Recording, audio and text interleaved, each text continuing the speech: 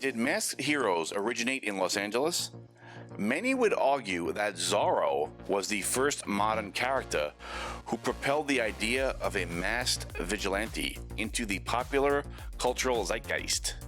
If this is the case, then the masked hero didn't start in New York, London, or Paris, not the Penny Dreadfuls or the Mysteries of Paris, but the modern-day masked hero could be argued originated in the sprawl of Los Angeles, and not in a condensed city. It could also be stated that Zorro's Los Angeles was not an American Los Angeles associated with the automobile, but a cluster of villages associated with men on horseback. Zorro from the onset was a figure from the past, living in the Pueblo of Los Angeles under Spanish colonial rule. It wasn't even America yet, technically. And Zorro was a masked vigilante fighting against unjust Spanish governors and corrupt military officials who received orders from a faraway place, Spain, all the way across the Atlantic. Later, when Los Angeles transitioned to a Mexican republic, the same problems and situations arose for Zorro. Laws are enforced from a faraway place by corrupt officials. Zorro continued to fight for the oppressed against the imposed bureaucrats and corrupt officials that were in place. Zorro is fighting a foreign establishment, one that he hints does not belong here, one that will collapse into a new way, a more just system, hopefully. Similar to the Scarlet Pimpernel, who fought for the fading ideals of a past aristocracy, Zorro was a wealthy landowner who fought for the oppressed and brought forth an ideal of their ancestors as a mythical avenger with a universal sense of justice, a hope, and a knowing eye toward the future, possibly an American California to come.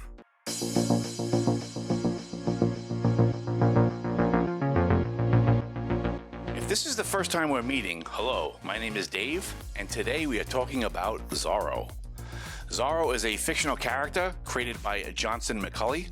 He first appeared in the serialized story The Curse of Capistrano, published in the pulp magazine All-Star Weekly in 1919. He is a skilled swordsman and a vigilante who fights for justice in Spanish California during the early 19th century. Being one of the earliest examples of a masked avenger with a double identity, Zorro inspired the creation of several similar characters in pulp magazines and other media, and it is a clear precursor to the Lone Ranger, the Green Hornet, and many other superheroes of American comic books, with Batman drawing particularly close parallels. But where did Zorro come from? Zorro can be seen as an outgrowth of Tarzan, Captain Nemo, Robin Hood, and especially the Scarlet Pimpernel. Although not the first masked vigilante, Zorro seems to be the one who brings us into the modern age of superheroes.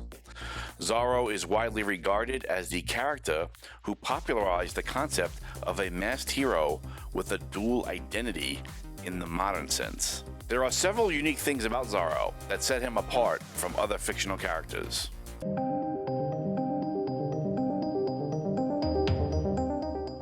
Zorro is unique in that he has a secret identity, Don Diego de la Vega, a wealthy landowner.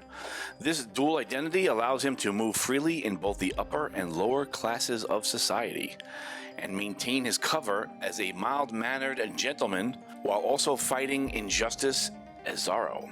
Zorro's all-black costume, including a mask, hat, cape, and sword, is iconic and instantly recognizable.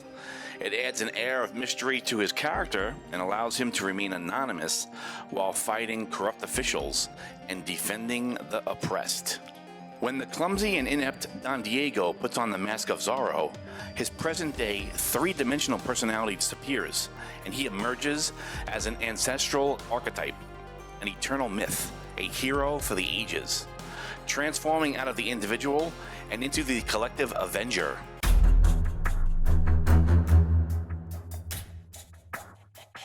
Zorro is a master swordsman who uses a unique fighting style known as the whip sword, which involves using his sword like a whip to disarm and incapacitate his opponents.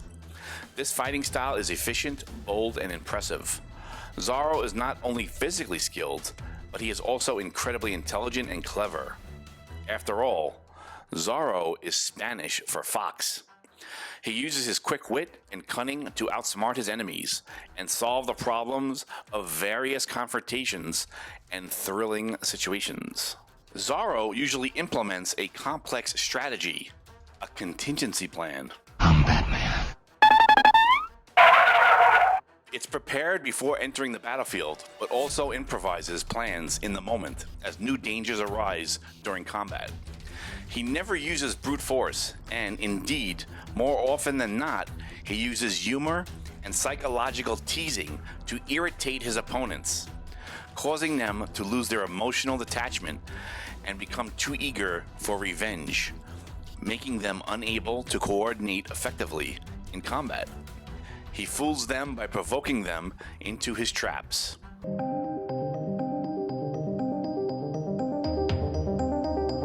Tarzan and Captain Nemo shared a distrust of cities, and their stories routinely showed the corruptive power of cities and their ability to spread to the natural world. With Zorro, there is a move to now defend the city and demonstrate ancestral values. Los Angeles is mostly pre-urban in Zorro, but the ancestral ideas of a city are presented and defended. Raising children, festivals, dancing, music, singing, various rituals, etc. Adventure stories at this time were moving away from the environment of Tarzan and Robin Hood and more toward the modern urban landscape. But we don't fully commit to the city. Unlike modern superheroes, as I go into now, Zorro is more of an orbiter.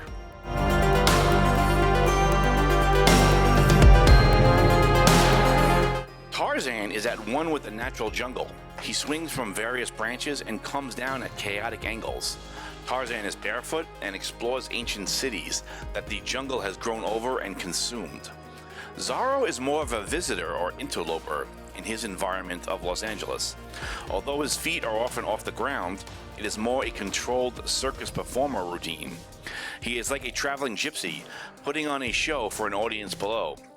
Zorro is an orbiter of Los Angeles and lives outside of it on a piece of land removed from the inner city. His moves are controlled and rehearsed at another place and another time.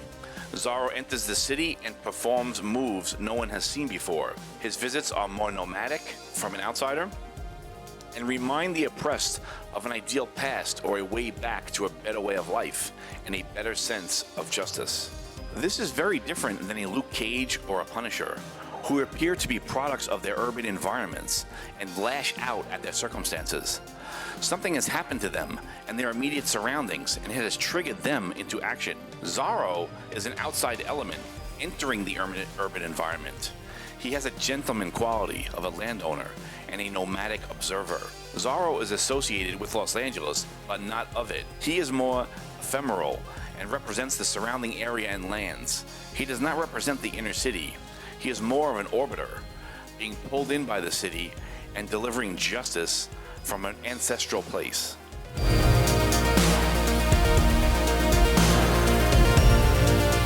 Zorro has had a lasting impact on popular culture and has inspired countless other fictional characters, including Batman, the Green Hornet, and the Lone Ranger. He has also been adapted into numerous movies, TV shows, and books, making him one of the most recognizable and enduring characters in pop culture history.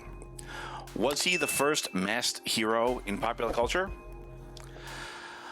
Probably not the first, but Zorro is the most popular character to influence our modern notion of a masked hero. Let me know what you think, and if I missed anything, put it in the comments below.